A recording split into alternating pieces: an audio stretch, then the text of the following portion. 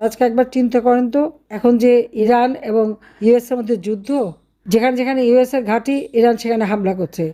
আজকে যদি বাংলাদেশে সেই সেন্ট মার্টিন দ্বীপ হোক আর বাংলাদেশের যে কোনো অঞ্চল হোক, আমাদের সোনাদিয়া দ্বীপ বা মহেশখালী, এখানে যদি তাদের ঘাঁটিটা থাকতো, তো এই বোমার আঘাতটা তো এখানে এসেও পড়তো। কোনো একটা মানুষ যদি দেশ পরিচালনা করতে আসে, তাহলে তার একটা দূরদর্শিতা থাকতে হবে, দেশটা চিন্তা করতে হবে।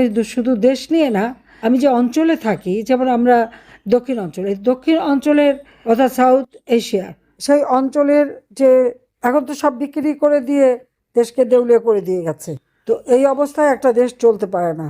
ইনুস চলে গেছে, এক ফ্যাসিস্ট গেছে, এখন আর একজন গ্রেনেড হামলায় আসামি, দুর্নীতির দায়ে আমেরিকার এফবিআই এসে যার বিরুদ্ধে সাক্ষী দিয়ে গেছে এবং মামলাটা করেছিল 2007 সালে তত্ত্বাবধায়ক সরকার। সেই মামলায় সাজাপ্রাপ্ত আসামি 10টা অস্ত্র চোরা কারবারি, সেই জামাতের মতিউর রহমান নিজামী এবং এই তারিক জিয়া সহ বাবররা সব এখানে আসামি, সেখানে সাজাপ্রাপ্ত। আজকে আমি দেখতে পাচ্ছি যে যারা খুব দুর্নীতিবাজ হয়, সাজাপ্রাপ্ত হয়, তাদেরই জন্য কপাল খুলে যায়, তারাই আসে ক্ষমতায়। ঠিক ইনুস যেমন তার নিজের কোম্পানি, সেই কোম্পানির শ্রমিকদের বঞ্চিত করেছিল, তাদের টাকা দেয়নি। একটা কোম্পানির প্রফিটের 5% লেবার ওয়েলফেয়ার ফান্ডে জমা হওয়ার কথা ইনুস কোনোদিন দেয়নি, সে তো ট্যাক্সও ফাঁকি দেয়, ট্যাক্সও দেয় না। লেবারদের করা মামলায় ইনুস কিন্তু লেবার কোর্টে সাজাপ্রাপ্ত আসামি। কারণ বাংলাদেশটা কি সাজাপ্রাপ্ত আসামিদের জন্যই ক্ষমতার মসনদ? তো এরা ক্ষমতায় থাকলে দেশের মানুষকে দেবেটা কি? এরা অত্যাচার নির্যাতন করে মানুষের মুখ বন্ধ করে আজকে শত শত সাংবাদিক চাকরি হারিয়েছে, অ্যাক্রেডিটেশন কার্ড হারিয়েছে, 38 জন জেলে পৌঁছেছে, এমনকার মহিলা সাংবাদিক পর্যন্ত কারাগারে বন্দি। 11 জনকে তো গুলি করে নানাভাবে হত্যা করেছে, আইনজীবীদের হত্যা করেছে। আইনজীবীরা মামলা করবে কি? 83 জনকে গ্রেপ্তার করলো, তার মধ্যে কয়েকজনকে ছেড়ে দিয়েছিল। 63 জন দীর্ঘদিন কারাগারে, এখনও অনেকে কারাগারে এবং মিথ্যা মামলায় তারা নির্যাতিত। আর আওয়ামী লীগ, ছাত্রলীগ, শ্রমিক লীগ, আমরা তো আছি, মানে যখনই যে আসে আমাদের উপরেই অত্যাচার নির্যাতন। আমরা তো 15 বছর 7 মাস ক্ষমতায় ছিলাম, আমাদের সময় কত লোক জেলে ছিল, কতটা মামলা হয়েছিল, কত লোক খুন হয়েছিল, হিসাব বাইর করেন।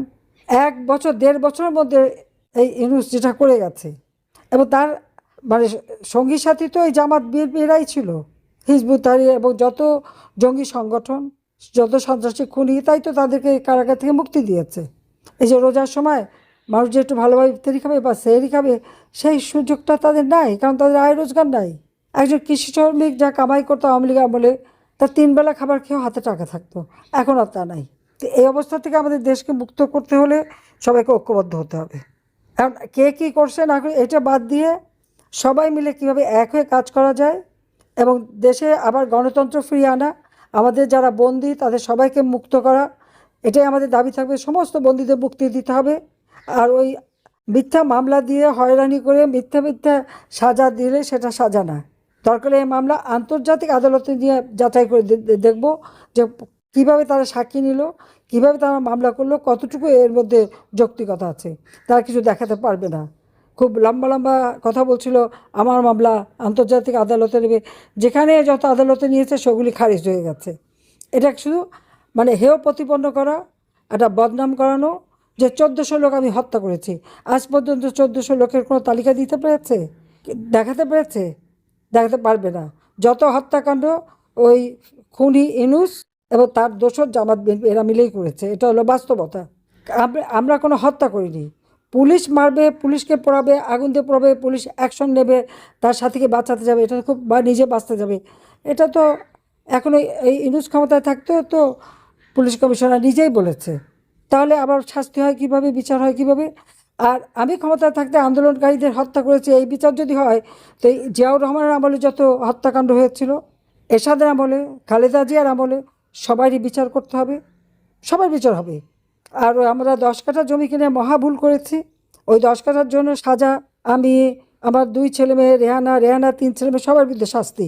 তো ওই বিচারের রায় দিয়ে রাজুকের যত জমি যে নিয়েছে, 1 টাকায় যে জমি নিয়েছে তাও বাতিল করা যাবে, ইনশাল্লাহ সেদিন আসবে।